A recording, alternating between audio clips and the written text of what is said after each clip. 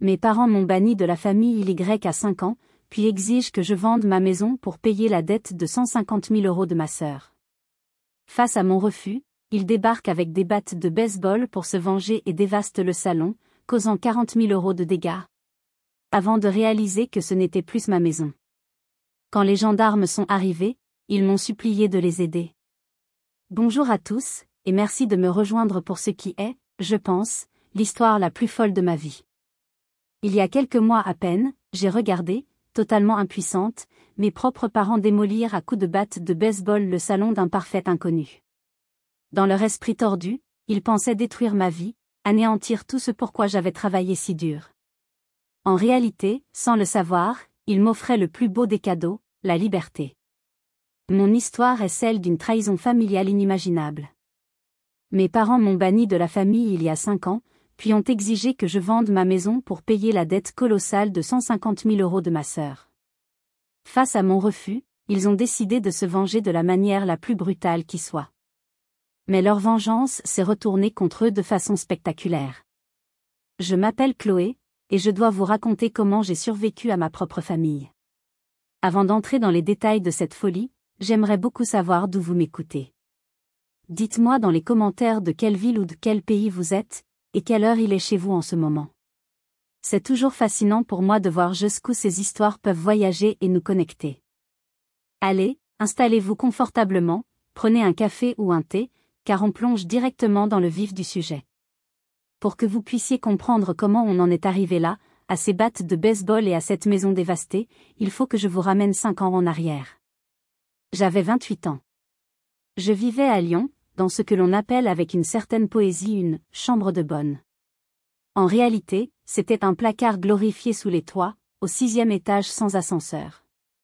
9 mètres carrés où mon lit convertible, mon petit bureau et ma kitchenette se livraient une bataille territoriale permanente. L'été, la chaleur du zinc de la toiture transformait la pièce en fournaise. L'hiver, le froid s'infiltrait par la lucarne et en faisait un véritable congélateur. Mais pendant 4 longues années, chaque matin, en me levant dans cet espace exigu, je me répétais la même chose, comme un mantra sacré. Je me rappelais pourquoi je m'infligeais ça. Pourquoi je mangeais des pâtes au beurre 6 soirs par semaine, avec parfois, pour les grandes occasions, un peu de fromage râpé. Pourquoi mes seules sorties consistaient en une promenade le long des quais du Rhône, en rêvant devant les péniches. Pourquoi je prenais le bus et le métro, même sous une pluie battante, au lieu de ne serait-ce que rêver à une petite voiture d'occasion. Pourquoi mes vêtements venaient tous de friperie et que je fêtais mes anniversaires avec un simple pain au chocolat acheté à la boulangerie du coin. La raison de tous ces sacrifices tenait en un chiffre qui brillait dans mon esprit comme un phare dans la nuit, 120 000 €. Ce n'était pas juste de l'argent. C'était bien plus que ça.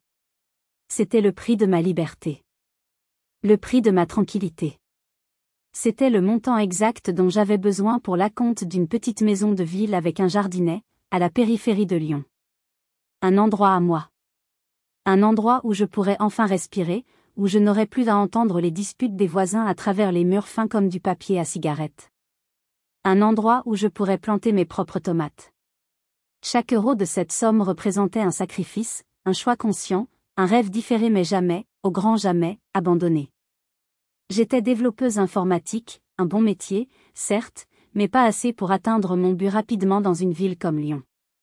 Alors, je cumulais. Mon travail de jour, de 9 à 18 heures, et des projets en freelance la nuit et les week-ends. Mes amis sortaient, voyageaient, profitaient de leur vingtaine. Moi, je passais mes nuits à déboguer des lignes de code jusqu'à ce que mes yeux me brûlent, avec pour seule compagnie le ronronnement de mon ordinateur et une tasse de café tiède. Je ne me plaignais jamais. J'avais un objectif clair, une vision. Et surtout, je l'avais trouvée, cette maison. Sur un site d'annonces immobilières, après des mois de recherche. Une petite maison de ville en briques rouges, avec des volets bleus un peu défraîchis et un petit carré de jardin à l'arrière, juste assez grand pour une table, 2 chaises et quelques pots de fleurs. La cuisine était simple, mais une grande fenêtre donnait sur ce petit coin de verdure, et j'imaginais déjà la lumière dorée du matin inonder la pièce pendant que je préparais mon café. C'était ça, mon bonheur. C'était ça, ma liberté. Et j'étais si proche de l'atteindre. Ma discipline était militaire, mon compte en banque grimpait lentement mais sûrement. Plus que quelques mois, et je pourrais enfin faire une offre. Je me sentais sur le point de toucher le but d'une vie. Cette discipline de fer, cette volonté inébranlable, je pensais qu'elles étaient ma plus grande force. Je ne savais pas encore qu'elles allaient devenir une arme redoutable que ma propre famille s'apprêtait à retourner contre moi. Comment un rêve aussi pur, construit avec tant de patience, a-t-il pu se transformer en un tel cauchemar? La tradition, c'était le dîner du dimanche soir chez mes parents, Jean-Pierre et Martine. Ils habitaient dans une petite ville à 1 heure de route de Lyon, un endroit où tout le monde se connaît et où le temps semble s'écouler plus lentement. Chaque dimanche, je prenais la route pour ce rituel que je croyais immuable. Ma mère préparait son fameux gratin dauphinois, une recette de sa grand-mère. Mon père, Jean-Pierre, se plaignait de son mal de dos, une complainte hebdomadaire qui cachait mal son plaisir d'avoir ses 2 filles réunies à sa table. Et puis il y avait ma sœur, Sophie, de 3 ans mon aînée, et son mari, Antoine. Sophie était Sophie. Une tornade d'idées grandioses, persuadée d'être une entrepreneuse visionnaire destinée à la grandeur, mais avec une allergie prononcée pour le travail acharné et la persévérance. Antoine, lui, était son ombre, son plus grand fan, la suivant aveuglément dans chacun de ses projets, toujours à la recherche du prochain plan miracle qui les rendrait riches sans effort. Mais ce dimanche-là, un dimanche d'octobre brumeux, l'atmosphère était différente. Dès que j'ai franchi le seuil de la porte, j'ai senti une électricité dans l'air, une tension palpable qui flottait sous la surface des sourires. Sophie et Antoine chuchotaient dans un coin du salon, s'arrêtant net dès que j'approchais, comme des conspirateurs pris sur le fait. Ma mère n'arrêtait pas de me lancer des regards étranges, un mélange bizarre d'excitation et de calcul. Mon père, lui, évitait mon regard pendant sa complainte habituelle sur le chien du voisin, ce qui n'était pas dans ses habitudes. J'étais trop absorbée par ma propre excitation pour vraiment analyser ces signaux d'alarme. J'avais les photos de la maison sur mon téléphone, prête à partager ma joie, à montrer le fruit de mes années de sacrifice aux gens qui étaient censés être les plus heureux pour moi. Quelle terrible erreur de jugement. Sophie a une merveilleuse nouvelle à nous annoncer, a claironné ma mère alors que nous nous installions à table. Sa voix avait cette intonation particulière, celle qu'elle utilisait juste avant de demander une faveur, une sorte de fausse légèreté qui cachait une intention bien précise. Ce qui a suivi me donne encore des hauts le cœur aujourd'hui. Sophie ne s'est pas contentée de nous parler de son nouveau projet. Non, elle a fait une présentation complète, digne d'une start-up de la Silicon Valley. Elle a sorti des documents de son sac, des graphiques imprimés en couleur, des projections de revenus sur 5 ans, des analyses de marché complexes. C'était sa 3e tentative de création d'entreprise. La première, une boutique de bijoux fantaisie fait main, avait fait faillite en 6 mois, laissant derrière elle une montagne de perles et de dettes. La deuxième, un service de boxe par abonnement sur le thème du bien-être, avait coulé encore plus vite, après avoir englouti une somme considérable. Ces 2 échecs spectaculaires avaient forcé mes parents à réhypothéquer leur maison pour payer les créanciers de Sophie. Apparemment, elle n'avait absolument rien appris de ses erreurs passées.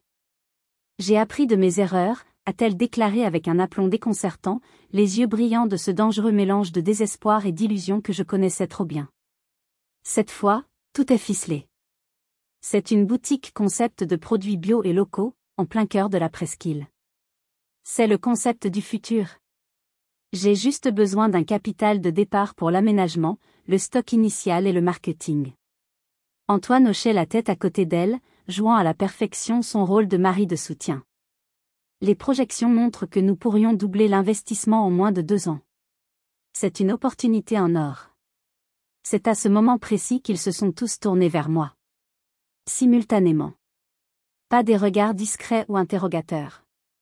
Non, des regards insistants, lourds, pleins d'une attente non dissimulée, qui ont fait naître une boule de glace dans ma poitrine. « Pourquoi vous me regardez tous comme ça ?» ai-je demandé, même si une partie de moi, terrifiée, connaissait déjà la réponse. La voix de Sophie a pris ce ton mielleux et manipulateur qu'elle maîtrisait à la perfection depuis notre enfance. « Eh bien, Chloé, ma petite sœur, je sais que tu économises pour une maison, et maman a mentionné que tu avais environ 120 000 € de côté. » Le silence. Un silence total, assourdissant, uniquement brisé par les battements de mon cœur qui résonnaient dans mes oreilles comme un tambour de guerre. Ils avaient parlé de mon argent dans mon dos. Ils avaient calculé ma valeur. Pour eux, à cet instant précis, je n'étais pas leur fille, leur sœur. J'étais un distributeur de billets ambulant, un compte en banque avec un lien familial pratique. Je n'investirai pas l'argent de ma maison dans ton entreprise, Sophie, les mots sont sortis, plus secs, plus durs que je ne l'aurais voulu. Mais l'audace de leur demande m'avait laissé sans voix. Ce n'était pas un petit service entre sœurs. C'était mon avenir. Mon unique avenir. Ils me demandaient de le parier sur le palmarès d'échecs de ma sœur. Le visage de Sophie s'est décomposé, comme si je venais de la gifler. Mais si tu m'aides maintenant, dans 2 ans, je te rendrai 240 000 euros. Tu pourras acheter une maison encore plus belle, un vrai château. J'ai ri. Un rire nerveux, incrédule, presque hystérique. L'absurdité de la situation était totale. Sophie, tu as déjà fait faillite 2 fois. Peut-être qu'il est temps d'arrêter ces plans sur la comète et de trouver un vrai travail, comme tout le monde. C'est là que tout a explosé. Sophie a fondu en larmes et a quitté la pièce en courant, comme une adolescente. Antoine m'a traité de « sans cœur » et de « jalouse » avant de la suivre. Et mes parents, mes propres parents, se sont retournés contre moi, comme si j'étais la méchante de l'histoire. Le silence dans la pièce était à nouveau pesant. Et c'est là que mon père a prononcé la phrase qui allait faire voler mon monde en éclats. Que allait-il me dire qui pourrait être pire que tout ce qui venait de se passer? Comment peux-tu être aussi cruel avec ta sœur? La voix de ma mère était glaciale, me transperçant comme une lame de glace. Il n'y avait aucune trace de compréhension, seulement un reproche cinglant. Elle a une vision, un talent que tu n'auras jamais. Tu es juste jalouse de son ambition. L'ambition? Je voulais hurler. Quelle ambition? Celle qui avait mené à 2 faillites retentissantes? Celle qui avait forcé nos parents à mettre leur propre maison en danger? Celle qui les avait exposés aux appels incessants des créanciers pendant des mois? Je me souvenais encore du stress qui avait provoqué des crises d'angoisse à mon père et l'avait envoyé aux urgences 1 an plus tôt, persuadé qu'il faisait une crise cardiaque. Tout ça, à cause de l'ambition de Sophie. Mais je n'ai rien dit. J'étais paralysée par l'injustice flagrante de la situation. Il réécrivait l'histoire sous mes yeux, me transformant en bourreau et elle, en victime. Puis mon père a porté le coup de grâce. Il m'a regardé droit dans les yeux, son visage habituellement jovial durci par une froide résolution, et a dit, d'une voix sans appel qui a scellé mon destin, « Tu donnes cet argent à Sophie, ou tu ne fais plus partie de cette famille. » Le choc. Un choc si violent qu'il m'a coupé le souffle. Ce n'était pas une menace en l'air, je le voyais dans ses yeux. C'était un ultimatum. Mon argent contre ma famille. Ma vie contre les rêves ratés de ma sœur. J'ai regardé ces gens. Ces étrangers avec les visages de mes parents. Et j'ai compris à cet instant que pour eux, je n'avais jamais été une personne à part entière. J'étais une ressource. Une police d'assurance. Un plan B. Leur amour était conditionnel. Toujours. Conditionné à ma capacité à servir leurs intérêts, et surtout, ceux de Sophie, l'éternelle favorite, la princesse fragile qu'il fallait constamment sauver. Je ne lui donnerai pas mon argent, ai-je dit calmement, ma voix tremblante mais ferme. La décision était prise. Je me choisissais. Pour la première fois. Alors sors de notre maison, a répondu mon père, sans une once d'hésitation. Et ne reviens pas. Alors, je suis sortie. J'ai marché jusqu'à ma voiture, les jambes flageolantes, la tête haute, sans un regard en arrière. Je ne leur donnerai pas cette satisfaction. J'ai conduit jusqu'à mon petit appartement à Lyon, les larmes brouillant ma vue, le son de leur voix résonnant dans ma tête. Le lendemain, j'ai changé de numéro de téléphone. S'ils voulaient me bannir pour de l'argent, alors le bannissement serait total. C'était fini. Je n'avais plus de famille. À ce moment-là de ma vie, j'aurais pu m'effondrer. Sombrer dans le chagrin et l'apitoiement. Mais la colère, une colère juste et profonde, m'a donné une force que je ne me connaissais pas. Cette colère est devenue mon carburant. J'ai travaillé encore plus dur, avec une rage nouvelle. Chaque ligne de code que je tapais était un acte de défi. Chaque euro que je mettais de côté était une pierre de plus à la forteresse que je construisais autour de moi. 6 mois plus tard, j'avais non seulement atteint mon objectif, mais je l'avais dépassé.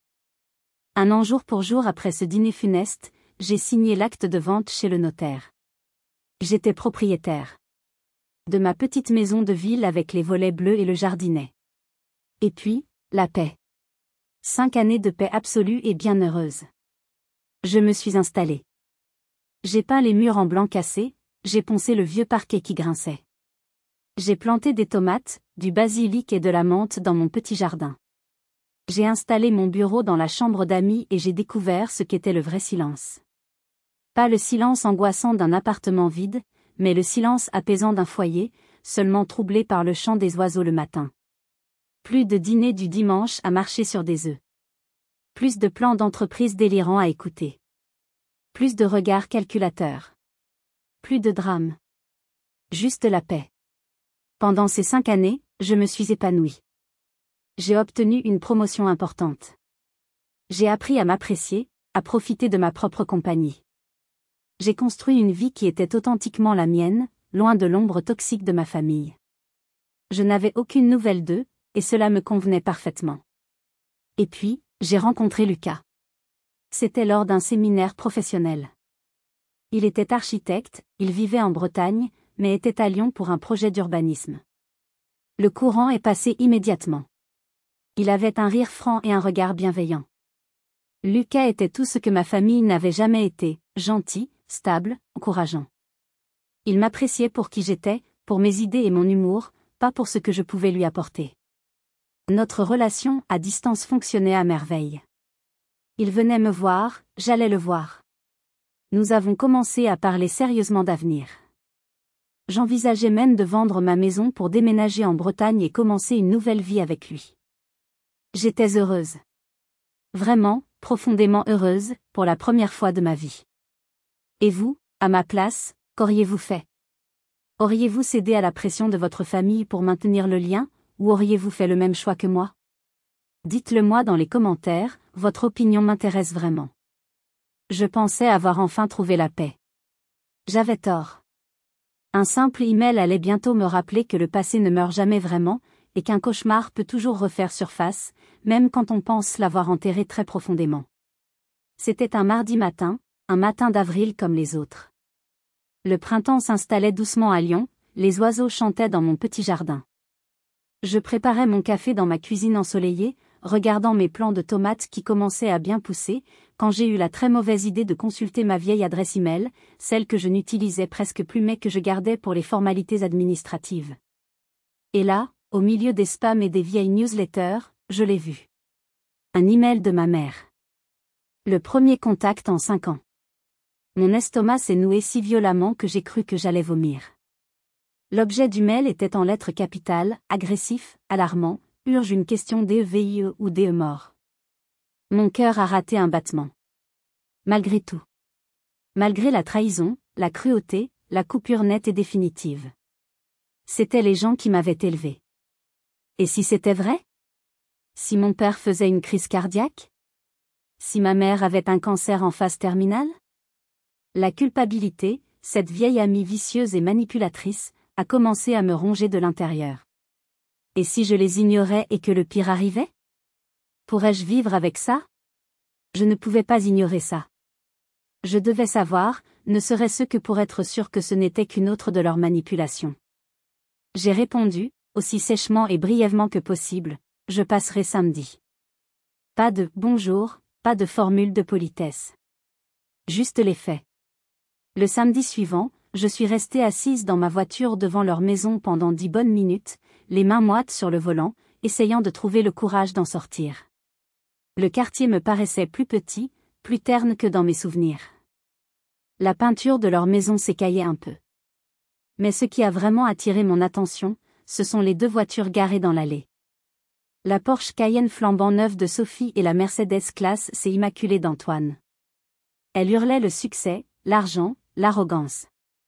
Alors, ce n'était pas un problème d'argent? De quoi s'agissait-il? Mon angoisse s'est transformée en méfiance. Ce n'était pas juste une visite à mes parents. C'était une réunion de famille. Un nouveau guet-apens. J'aurais dû faire demi-tour. Ma mère a ouvert la porte. Elle avait vieilli. 5 ans l'avaient marquée. De nouvelles rides creusaient le contour de ses yeux fatigués, et ses cheveux avaient blanchi. « Chloé » a-t-elle dit, la voix tremblante d'une émotion que je ne parvenais pas à déchiffrer. « Merci d'être venue. » Toute la famille était assemblée dans le salon, comme pour une réunion d'anciens élèves un peu tordus. Mon père, dans son fauteuil habituel, l'air sombre et grave. Sophie, affalée sur le canapé à côté d'Antoine, les yeux rouges et gonflés par les larmes. Ils avaient tous l'air contents de me voir, mais aussi absolument terrifiés.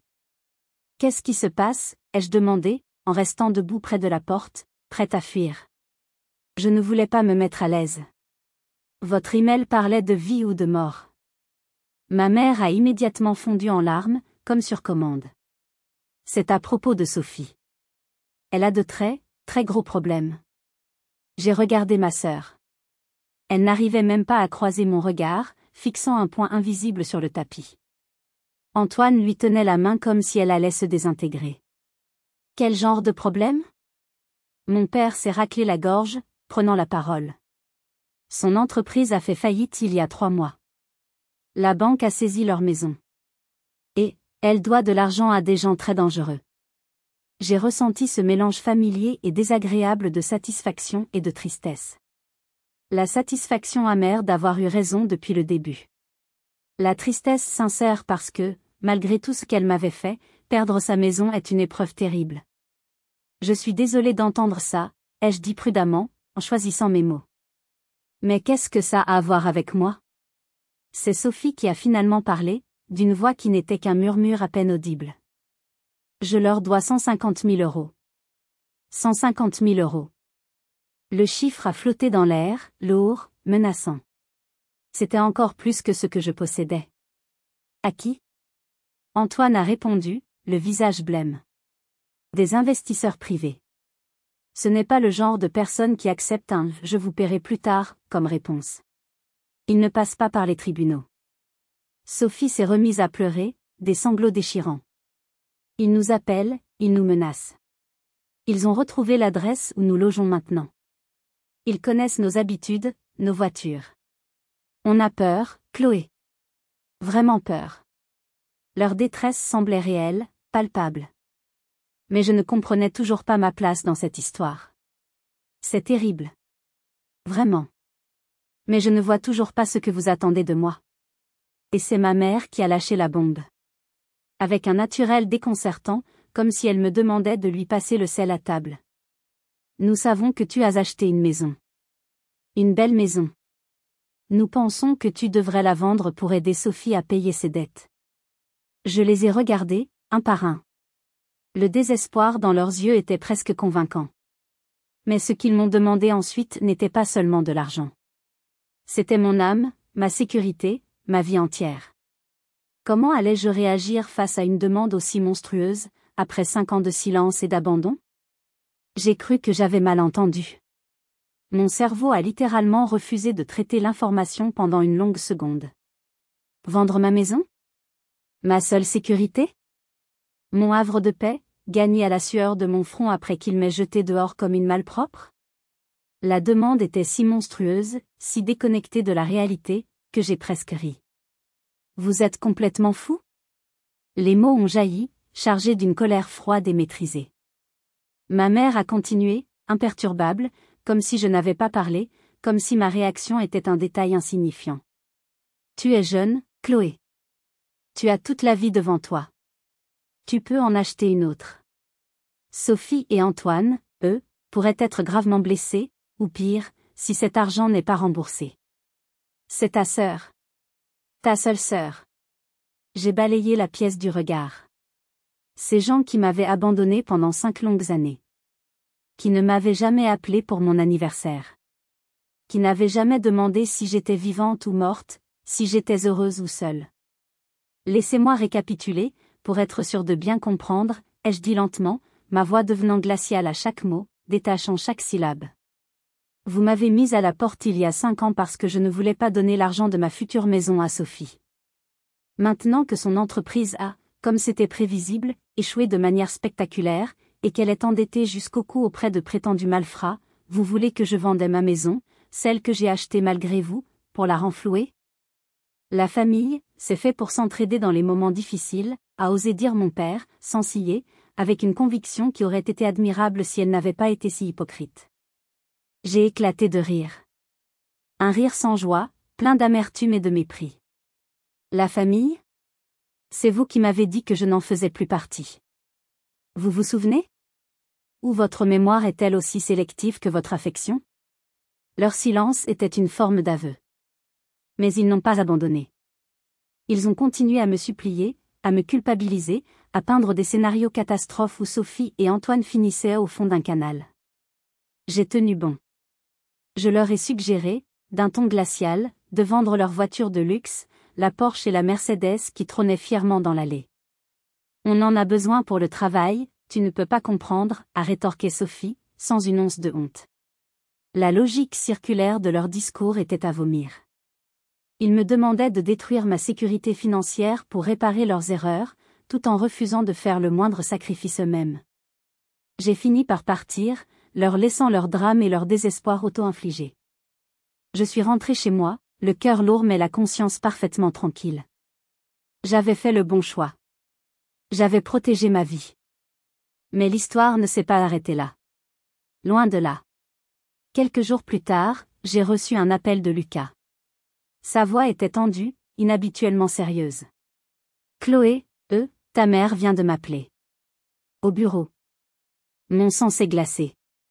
Quoi? Comment a-t-elle eu ton numéro? Je ne sais pas, a-t-il répondu.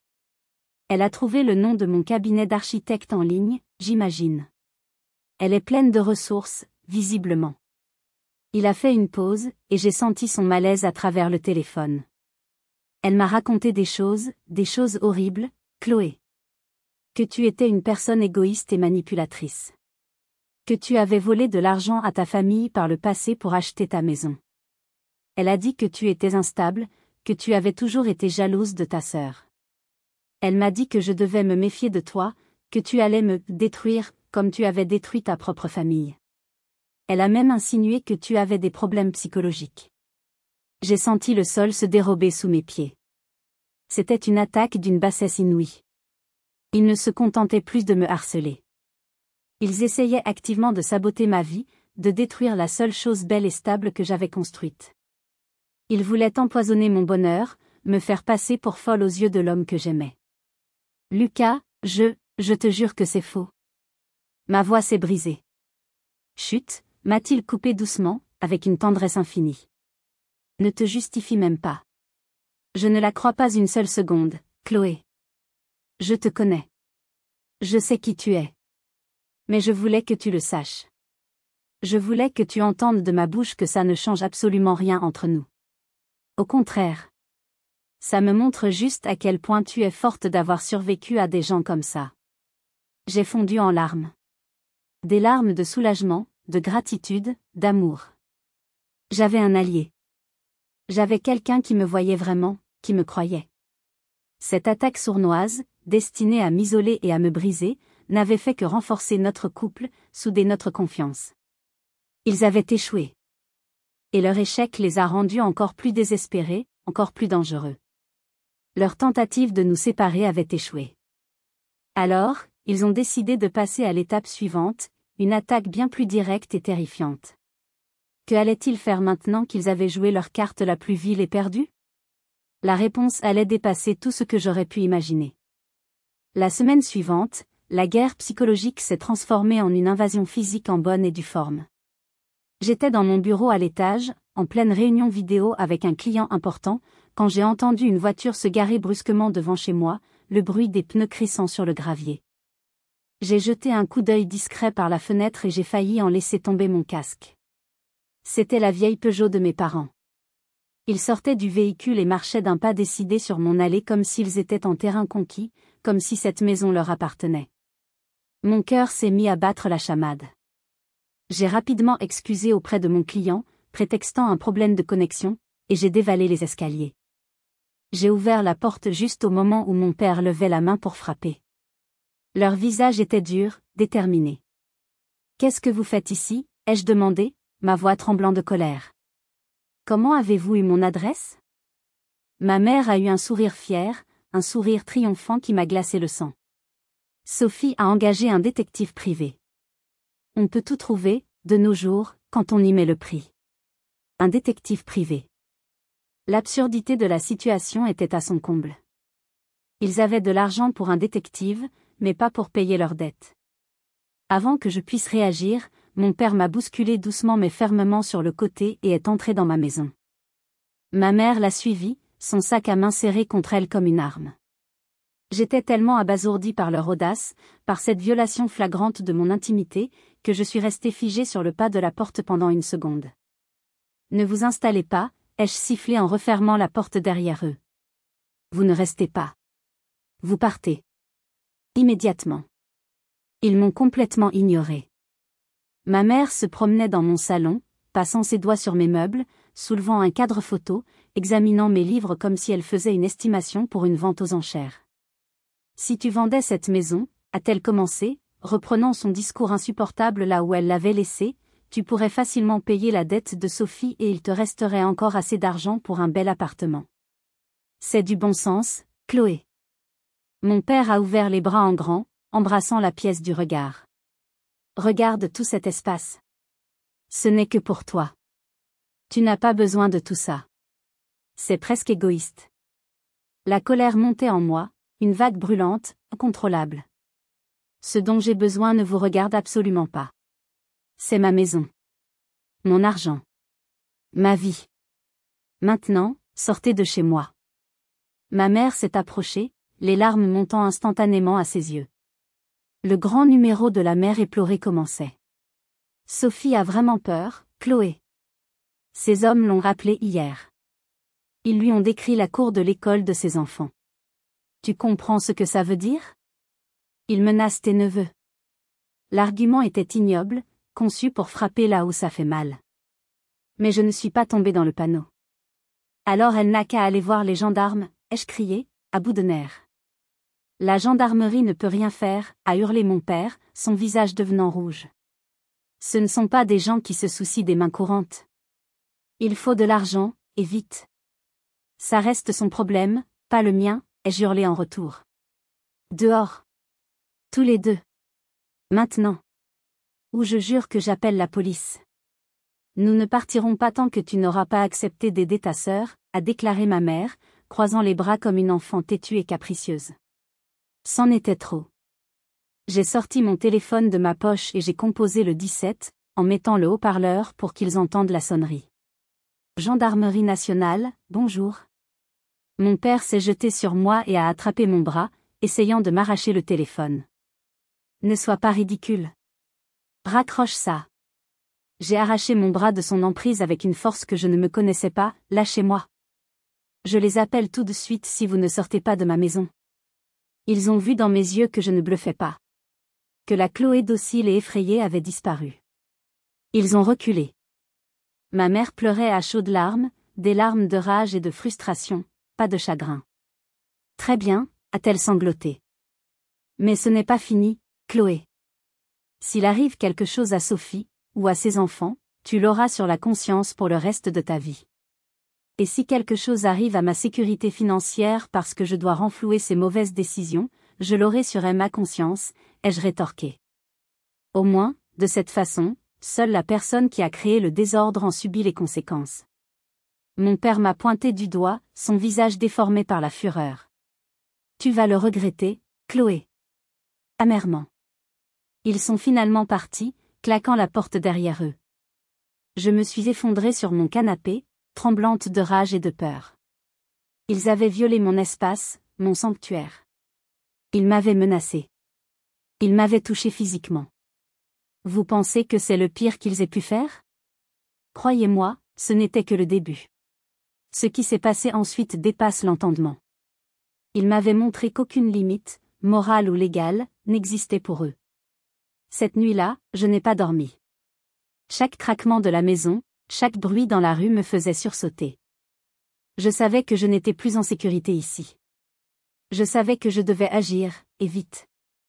Mais quelle solution pouvais-je trouver face à une telle folie, une telle détermination à me nuire? Le lendemain matin, après une nuit blanche passée à sursauter au moindre bruit, les yeux cernés et le corps vibrant d'adrénaline et d'épuisement, j'ai pris une décision radicale. C'était une décision douloureuse, mais nécessaire. Je ne pouvais plus vivre ici. Cette maison, mon rêve, mon sanctuaire, était devenue une prison dorée, une cible. Ils connaissaient mon adresse. Ils avaient prouvé qu'ils étaient capables de s'introduire chez moi par la force et l'intimidation.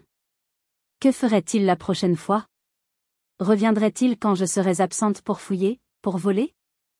Essaient-ils de me faire du mal physiquement? La menace de mon père, tu vas le regretter, amèrement, résonnait dans ma tête. Je ne pouvais pas prendre ce risque. Ma santé mentale, ma sécurité physique, tout était en jeu. Dès la première heure, avant même d'avoir bu mon café, j'ai appelé l'agent immobilier avec qui j'avais discuté quelques mois plus tôt de l'éventualité de vendre pour rejoindre Lucas. Ma voix était déterminée, sans aucune place pour l'hésitation. Bonjour, c'est Chloé. Nous avions parlé de mettre ma maison sur le marché. J'ai besoin de la vendre. Le plus vite possible. Je suis prête à accepter une décote de 5% si ça peut accélérer les choses de manière significative. Il y a eu un silence surpris à l'autre bout du fil, puis il a dit « Bonjour Chloé. C'est un timing intéressant. J'ai justement un couple qui cherche activement dans votre quartier. Ils ont raté une maison la semaine dernière et sont très, très motivés. Ils ont leur financement prêt. Avec une telle réduction, je pense qu'ils seraient extrêmement intéressés. Je peux organiser une visite dès cet après-midi si vous êtes d'accord. » Oui, ai-je répondu sans réfléchir. Faites-le. Les choses se sont enchaînées à une vitesse fulgurante, presque irréelle. Le couple a visité l'après-midi même. Ils sont tombés amoureux de la maison, de mon petit jardin, de la lumière dans la cuisine. 3 jours plus tard, j'avais une offre écrite sur la table. Elle était un peu plus basse que ce que j'espérais, même avec la décote, mais elle était juste, compte tenu de la rapidité de la vente. J'ai accepté immédiatement, sans la moindre hésitation. Le soulagement a surpassé la perte financière. Quand j'ai annoncé la nouvelle à Lucas, il a été surpris par la rapidité de ma décision, mais il a tout de suite compris. Pourquoi une telle précipitation, mon amour? Je lui ai tout raconté en détail. La visite non désirée, les menaces, l'altercation physique, leur refus de partir. Je ne leur fais pas confiance, Lucas. Je pense qu'ils vont continuer à me harceler. Peut-être même faire quelque chose de complètement fou. Je préfère vendre, mettre l'argent en sécurité là où ils ne peuvent ni le voir ni l'utiliser comme un levier contre moi. C'est probablement une sage décision, a-t-il dit, sa voix pleine de soutien et d'inquiétude. Ta sécurité passe avant tout. Et puis, ça veut dire que tu peux venir vivre avec moi plus tôt que prévu. Cette pensée, cette perspective d'un avenir sûr et heureux avec lui, a fait naître mon premier vrai sourire depuis des jours. Tu es sûr que ça ne te dérange pas que je m'installe chez toi le temps que je trouve une nouvelle maison dans ta région? Tu plaisantes? J'espérais que tu déménages ici depuis des mois.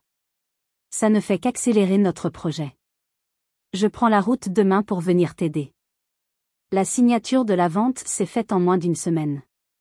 Les papiers étaient en règle, la maison était officiellement vendue. Lucas a fait la route depuis la Bretagne pour venir m'aider à tout emballer dans des cartons. Sa présence était un baume sur mes nerfs à vif. Ne pas avoir à gérer ce stress, cette tristesse et cette peur seule a tout changé. Il était mon roc. Alors que nous chargions le dernier carton dans le camion de déménagement, j'ai jeté un dernier regard à la maison. J'avais été si heureuse ici. J'avais travaillé si dur pour me l'offrir.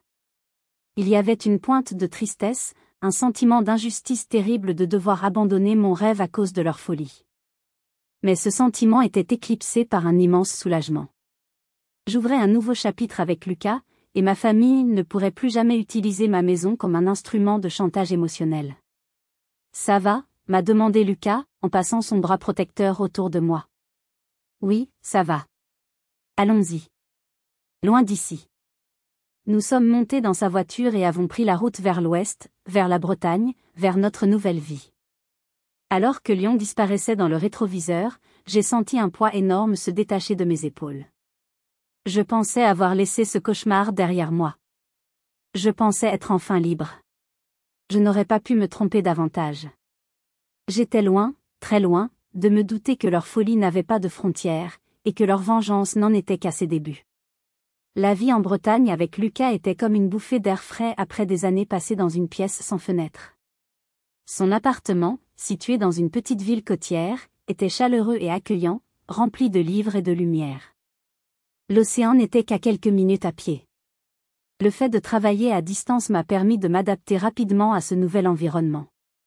Nous passions nos soirées à regarder des annonces de maisons en ligne, non plus avec l'urgence de la fuite, mais avec l'excitation de la construction. Nous planifions notre avenir, nous rêvions à notre potager, aux longues promenades sur la plage.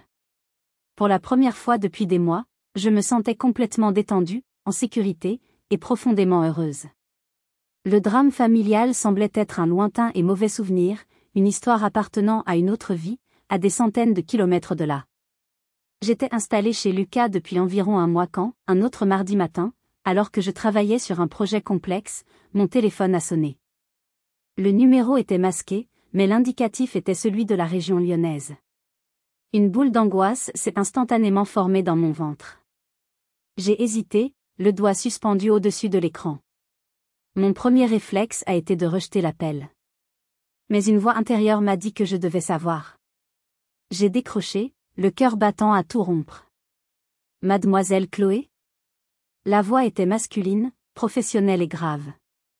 Oui, c'est moi. Qui est à l'appareil ? Adjudant Dubois, de la gendarmerie de Lyon. Je vous appelle concernant un incident impliquant vos parents, Jean-Pierre et Martine. Mon sang s'est glacé. Mon esprit a immédiatement imaginé le pire. Un accident. Une agression liée à la dette de Sophie. Un incident ? Quel genre d'incident ? Est-ce qu'ils vont bien ? Il y a eu une courte pause, comme s'ils choisissaient ces mots. Ils ont été arrêtés la nuit dernière pour violation de domicile, destruction de biens en réunion et menaces. Le propriétaire souhaite porter plainte. J'étais complètement perdue. Les mots n'avaient aucun sens. Violation de domicile ? Mais où ? Chez qui ? L'adresse où ils se sont introduits est listée comme étant votre ancienne résidence.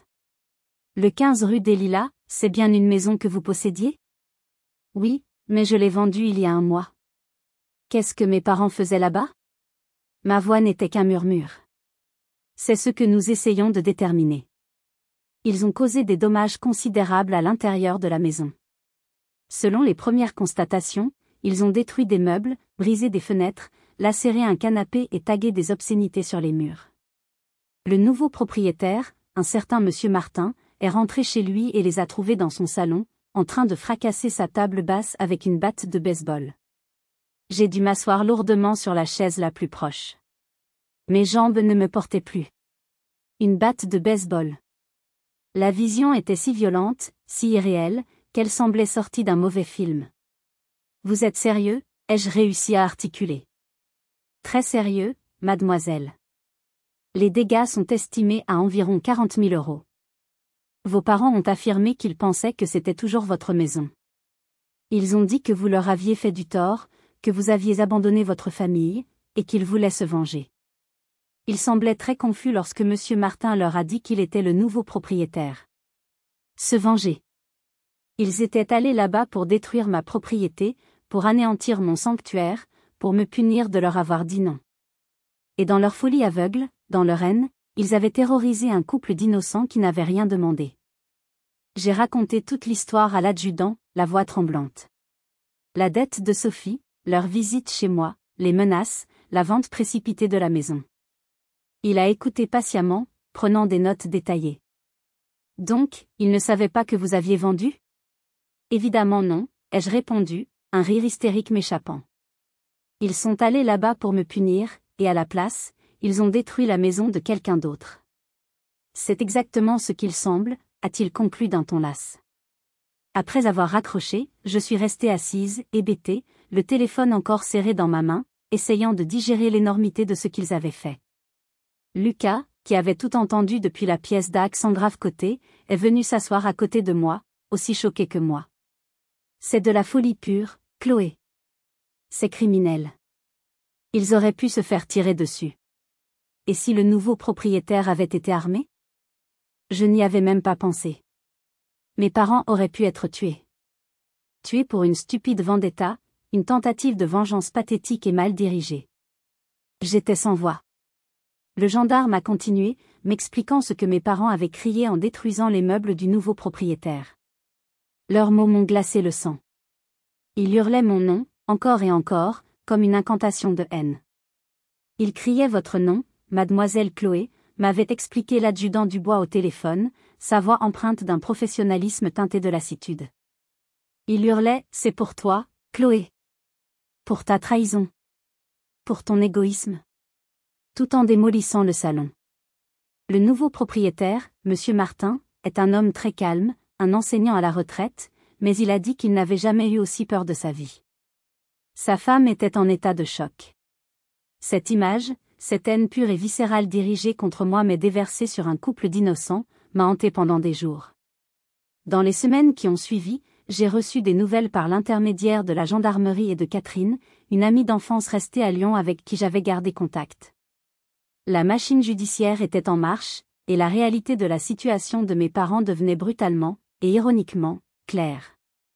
Ils faisaient face à de graves accusations criminelles, violation de domicile, destruction de biens en réunion, menaces. Leur avocat, commis d'office, a réussi à négocier un accord de plaider coupable pour leur éviter la prison ferme, ardent de leur âge et de leur désarroi émotionnel. Ils ont reconnu leur culpabilité en échange d'une peine de sursis, mais à une condition non négociable, martelée par le procureur, ils devaient payer l'intégralité du préjudice à monsieur et madame Martin. Et la facture était salée. 40 000 € pour les dommages matériels, auxquels se sont ajoutés 10 000 € pour le préjudice moral du couple terrorisé, plus les frais de justice et les honoraires d'avocat. La facture totale s'élevait à près de 60 000 €. Une somme qu'ils n'avaient absolument pas. C'est Catherine qui m'a appelé quelques semaines plus tard avec le dénouement de l'histoire. Chloé, je ne sais pas si tu es au courant, mais tes parents ont dû vendre leur maison. Le choc. L'ironie de la situation était si écrasante, si parfaite dans sa cruauté poétique, qu'elle en était presque comique. J'ai éclaté d'un rire qui ressemblait à un sanglot. Ils n'avaient pas le choix, a continué Catherine. La vente a été ordonnée par le tribunal pour garantir le paiement des victimes. Ils ne pouvaient pas payer la restitution autrement. Ils avaient donc vendu la maison familiale. Leur seul bien, celui qu'ils disaient être trop vieux pour remplacer, celui qui représentait toute leur vie et qu'ils avaient déjà mis en danger pour Sophie. Ils avaient été forcés de faire exactement ce qu'ils avaient essayé de me forcer à faire, mais avec leur propre maison, et pour réparer leurs propres crimes. Le karma, parfois, a un sens de l'humour très noir. Et attends, ce n'est pas tout, a ajouté Catherine, sa voix baissant d'un ton, comme si elle me confiait un secret d'État. C'est là que ça devient vraiment dingue. Après avoir payé tout ce qu'ils devaient au tribunal et au Martin, il leur restait un peu plus de 90 000 € de la vente. Eh bien, devine ce qu'ils en ont fait? Ils ont tout donné à Sophie. Pour ses dettes. J'ai dû m'asseoir. Ils n'avaient rien appris. Absolument rien. Même après avoir frôlé la prison, même après avoir perdu leur propre maison, leur priorité absolue restait de sauver leur fille prodigue et irresponsable. Ils avaient sacrifié leur propre maison, leur sécurité, leur avenir, pour continuer à renflouer le puissant fond qu'étaient les échecs de ma sœur. Mais attends, il y a mieux, si on peut dire, a poursuivi Catherine. Les fameux « créanciers dangereux » de Sophie?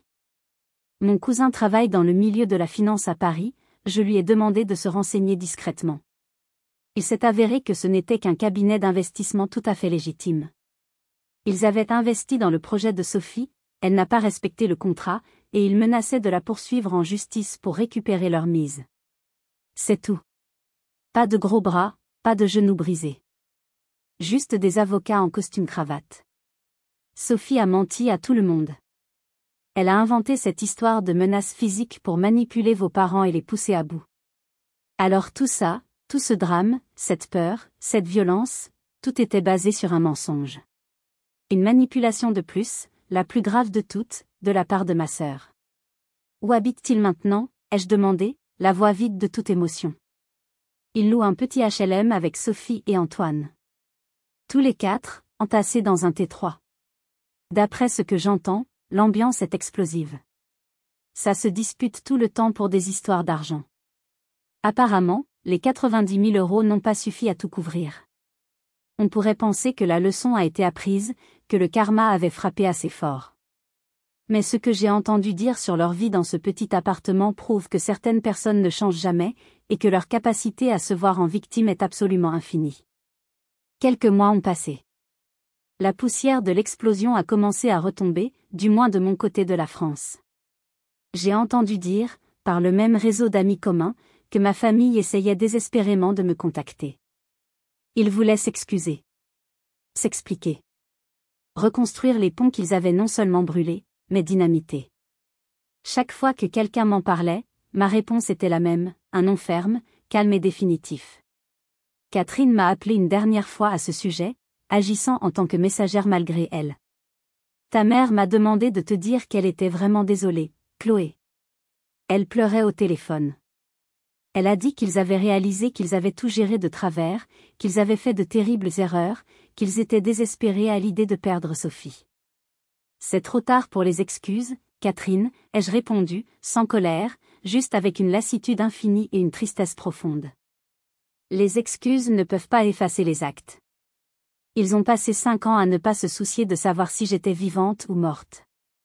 Puis ils ont débarqué en exigeant que je me mette en faillite pour les erreurs de Sophie, basées sur des mensonges. Ils ont essayé de me monter contre l'homme que j'aime. Et quand j'ai refusé de céder à leur chantage, ils ont commis un acte criminel violent. Je suis passée à autre chose. Il n'y a plus rien à reconstruire. Mais c'est ta famille, Chloé, les liens du sang. A-t-elle tenté, avec la bienveillance de quelqu'un qui n'a pas vécu l'enfer?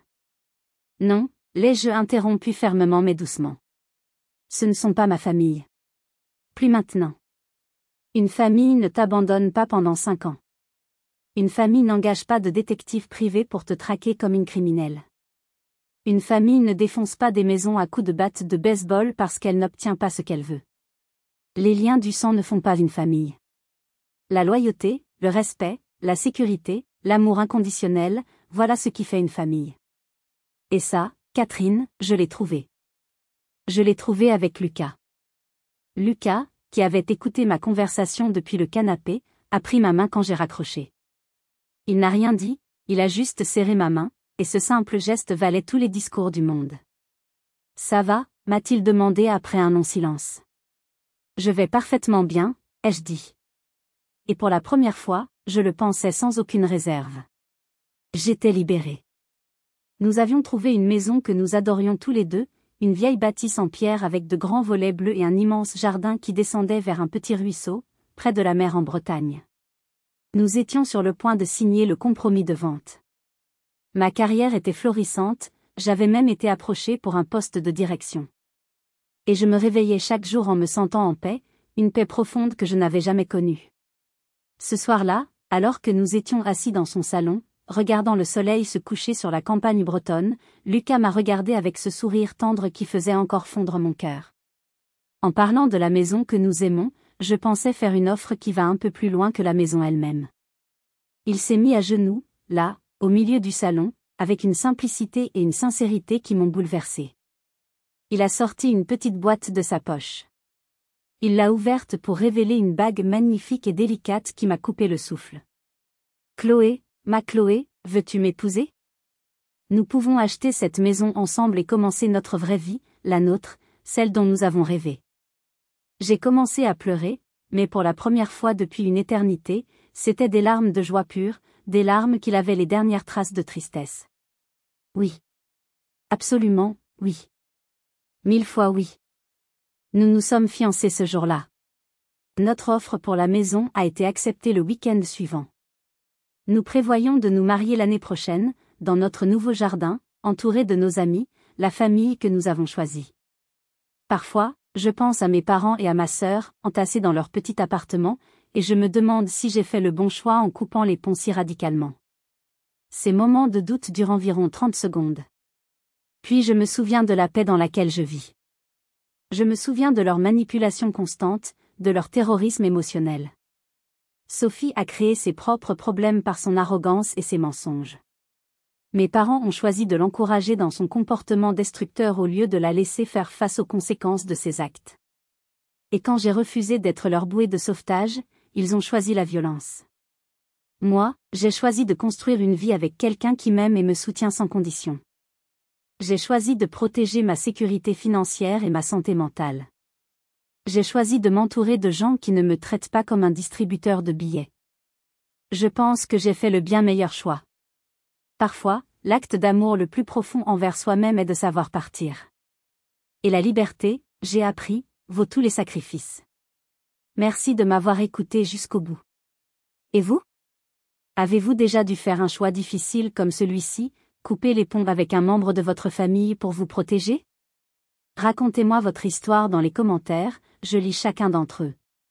Si cette vidéo vous a touché, n'hésitez pas à laisser un pouce bleu, à la partager avec quelqu'un qui pourrait avoir besoin de l'entendre, et bien sûr, à vous abonner pour plus de récits sur le courage de se choisir. Prenez soin de vous.